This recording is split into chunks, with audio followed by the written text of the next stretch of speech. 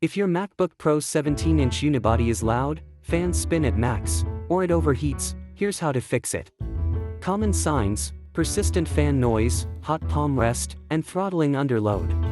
Step 1. Power off, unplug, and remove battery before starting. Step 2. Ground yourself with an anti-static wrist strap. Safety first.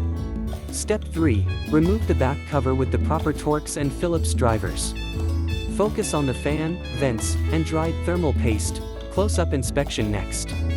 Use compressed air and a soft brush to clear vents and fan blades. Inspect the fan for blade damage and wobble. Replace if bearing is noisy. Step 4. Clean old thermal paste from CPU and GPU with isopropyl alcohol. Step 5. Apply a thin, even layer of premium thermal paste and reassemble. Run a stress test. Record fan speed, surface noise, and core temperatures. Result: fan 2800 revolutions per minute, noise 32 dB, max temp 66 degrees Celsius. If issues persist, consult a technician.